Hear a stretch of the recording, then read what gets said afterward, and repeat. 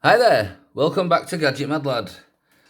Oh, I've had a bit of a dilemma me with this DSI macro. This isn't to do with this video, this is going to be a technically teardown, obviously, of this. Nothing wrong with it other than it's got a sticky A button, which doesn't seem to be doing it right now. But it does, it sticks. There you go, see it sticking. Yeah, I bought this for, I think it was £1 from Cash Converters, from the 40 section, just for the lockdown that just started, if you get what I mean. DSI macro, just getting onto that in a minute, obviously, because I always get sidetracked by this. The problem I've been having is, if you can see, this is the housing I've done for it. There's the front. So you can't even see where the buttons were. Did it specifically for the Game Boy Advance. As you can see, the cartridge slot's totally disappeared. No trace of the top screen at all. Looks nice and smooth. But the problem is, I did this, tried putting it together, there's too much paint in it, and it started flaking off. So I had to sand it down, which took God knows how long. So I had to paint it again with more thinner coat. Didn't work because it still wouldn't click together. So I had to sand it down again. And this is the state I'm at now. So I've given up with this house, and this is my kind of like what not to do. So I'm currently working on the pink one. Anyway, so that's that. Enough of that chit chat. There's a video coming for that later. Got a couple coming out in a row at the moment because I fell behind a little bit. So I thought I'd, kind of do a few in a row. Anyway, so this one, the plan with this is pretty interesting actually. So this is just a technical teardown of this one. So I'm only tearing it down to show you what's inside it. But from what I know of these, it's just an Xbox One pad.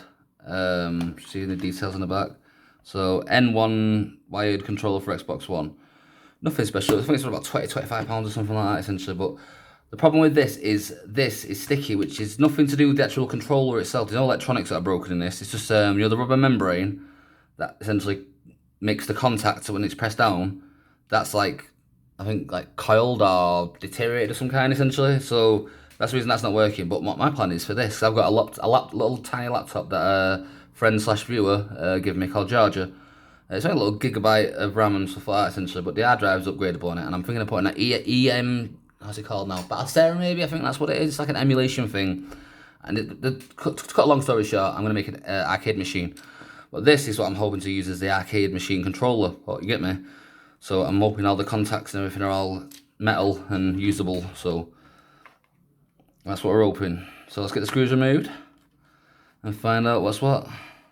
I need, essentially, on the inside of this, to have metal pads, gold metal pad kind of thing, so I can solder directly to them and put a tactile button or an arcade stick or something like that, you get me?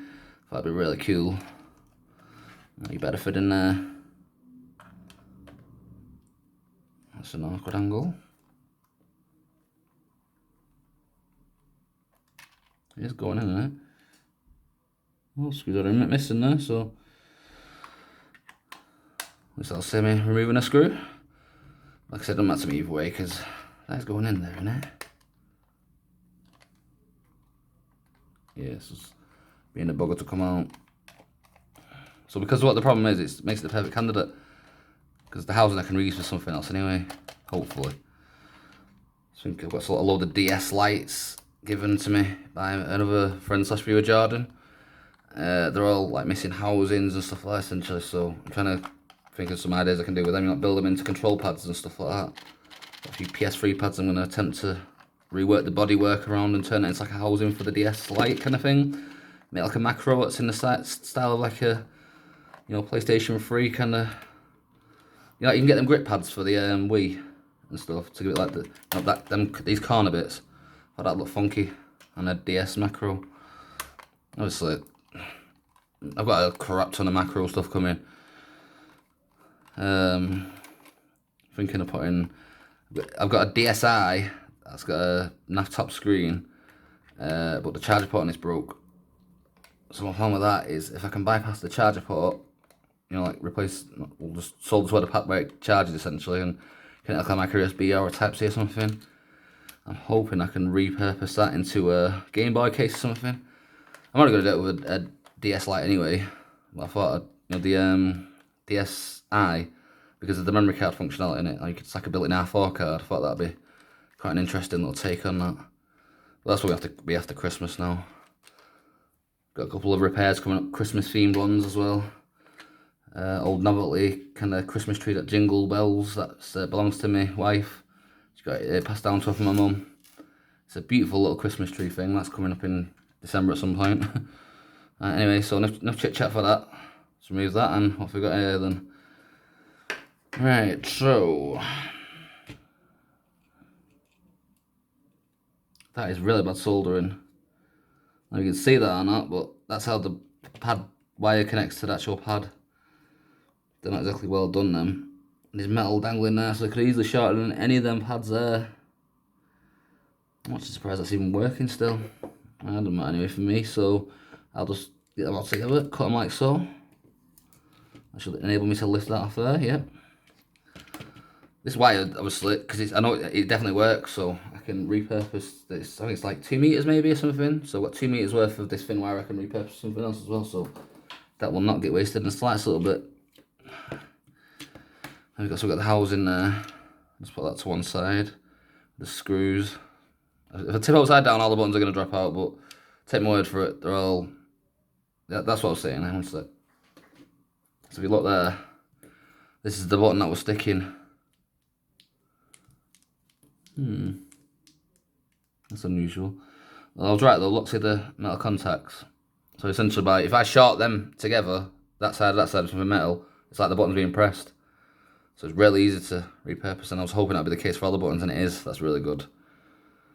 We can't desolder the vibration motors, so I will quickly snip these off because I can repurpose these for something else. So cut them there, so I've got another wire in there so I can identify what it was. But leave enough on the actual motor so it can still be repurposed. So I've got 2 vibration motors there. I can add that to something that's not got vibration, like an old, I don't know, PlayStation 1 pad or something. If that, you know, before the analog sticks kind of thing. That's another thing as well I'm going to be doing if you're interested in that.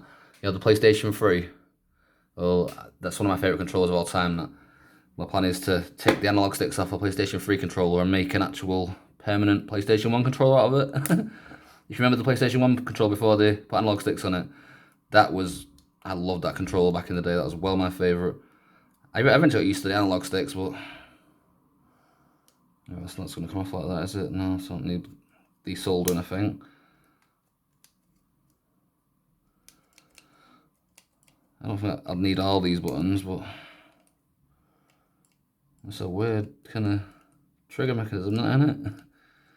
Very unusual. So these just pop off. Yeah, they should be usable for something else as well.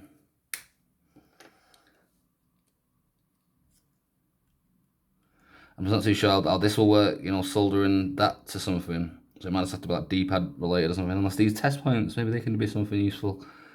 Maybe I can like press forward and one will beep when it's connected to ground or something if I get my multimeter out maybe. And that'll be the R1 buttons, so they're definitely pressable. Because essentially how these connect to the board essentially is how they work. By pressing that, that's shorting them 2 pads together and, you know, establishing the bumper trigger being pressed or whatever. There's your little chips and stuff, so. This will be useful for something else. You'll see when I make it, obviously. I hope you enjoyed that. Thanks for watching. And I'll see you hopefully very, very soon with some more macro stuff. So, sorry for making this all about macro stuff when it should have been on Xbox One pad, but what can you do? This is essentially what I worked out of it. But I'm going to stop chatting now and get gone because I've got more videos to be making. So, adios amigos, and thanks for watching. Bye-byes.